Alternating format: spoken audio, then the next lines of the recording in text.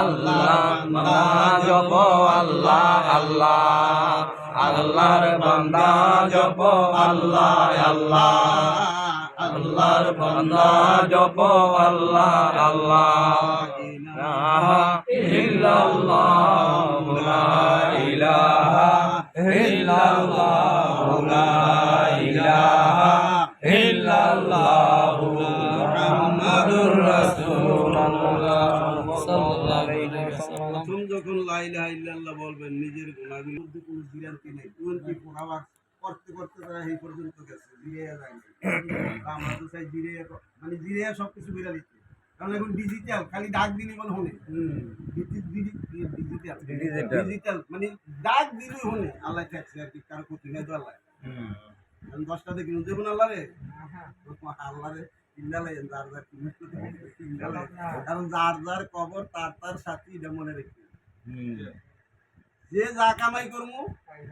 আর অনেকে চিন্তা করে না, আরে মরলে এটা বহুত দূর না, আসল মিজান ভুল সারা তিটা কাছে লেখি তো এটা যদি এত দূর হয়, মনে রাখবেন দুনিয়াতে যে যেই কর্ম করি সেই কর্মফল কিছু হইলেও দুনিয়াতে ভোগ করে যাবেন।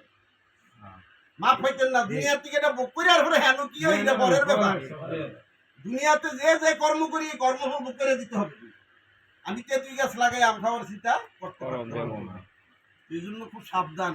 মানে প্রশ্ন হলো, নামাজ পড়ি আপত্তি নেই, রোজা রাখি আপত্তি নেই, হ্যাঁ যদি ব্যবসাগিরি করে আমার কোনো অসুবিধা আছে, হ্যাঁ যদি আরেকজনের লোকের জায়গা গিয়ে যদি আল্লাহ ভাই আমার অসুবিধা রাখি, এইটা নিয়ে আমি মাথা কামাইতাম কে, বাইরে বেরি করতাম কে? নামাজটা হইলো সম্পূর্ণ যার যার কাছে না। তো আপনার কে নামাজ ফরজ নাকি এটা বলার অধিকার কি আমার আছে? না, এটা বলা যে নামাজ যে ফরজ করছে তার অধিকার আছে, এই ফন্ডি না করে যখন দরকার সাইজ করে নেই। কিন্তু দুনিয়াতে কারো এই প্যারেশানি করার দরকার নেই। যে তুই ডোলবাজে যদি আল্লাহরে ভাই আমার অসুবিধা নাকি? তুই যদি নামাজ পড়ি আল্লাহর ভাই তুই নামাজ পড়, হ্যাঁ যদি ডোলবাজায় ভাই হ্যাঁ ডোলবাজায়, হ্যাঁ যদি বাসাগিরি।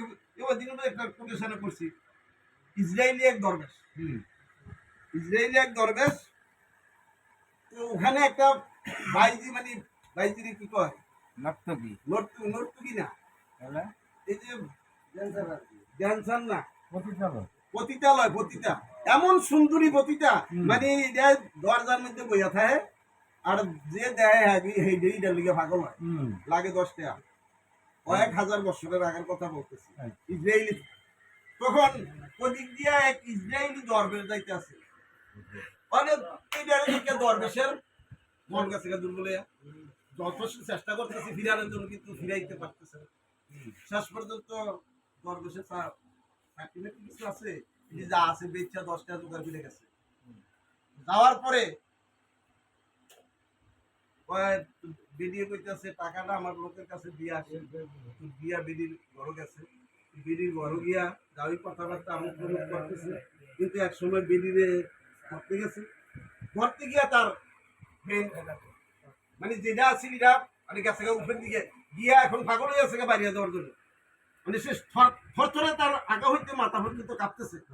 মানে বেরি কইতেছে তোমার কি এমন করতেছো কেন?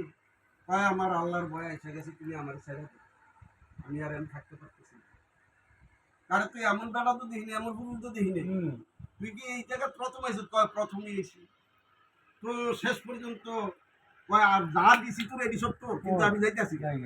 তারপরে গেছে গা, যাওয়ার পরে কিছুক্ষণ পরে এই ডেয়া বেড়াইয়া ভিতরে সব আউজ লইয়াছে, এই ডেয়া বেড়া বাড়িয়ে গেছে। তো যাওয়ানোর সময় মানে তার ঠিকানাটা রাখা রাখছে, তার নামটা ঠিকানাটা রাখা রাখছে। তো বাইরে ঠিকানা অনুভূতি গেছে, মানে তার চিন্তা হইলো যে আমি তার কাছে বিয়া বইতে পারি, বিয়া বইতে পারলে তার কিছু মাসলা মুসলা শিখতে পারবো, এগুলি করতে পারবো, এই ধরনের চিন্তা করে সে বাড়িছে। তো বাড়িয়া ওই গ্রামে গেছে, ওই গ্রামে গিয়া জানছে যে হয় গ্রামেরই, তো একজনকে বলছে যে তার একটু খবর পো, আমি তার সাথে একটু কথা দেখা করবো। তো গিয়া বলছে যে দরবেশের যে আপনার কাছে একটা মহিলা আসছে একটু দেখা করার জন্য। তো মহিলা দরবেশ যখন আইছে, তো মহিলা তো দরবেশে চিনছে, মানে মহিলা কিন্তু বেডি তো মুখা দেওয়া না, মানে দরবেশে বেডিরে চিনে নেই। তো কিন্তু উনি যখন মুখা খুলছে, মুখা খুলে দেখে আর দেরি নেই, একটা চিৎকার দিয়া দরবেশে সাথে সাথে শেষ, দুনিয়া থেকে বিদায়। মানে বেডি কয় তোমার কাছে আমি আইলাম, তুমি আমার হালায় গেলাগা, আমার আওয়াটা তো সার্থক হইল না। তো তা করে জিজ্ঞাসা যে বিয়া করে নাই, ভাই একটা গরিব ভাই আছে, সেও খুব আল্লাহওয়ালা,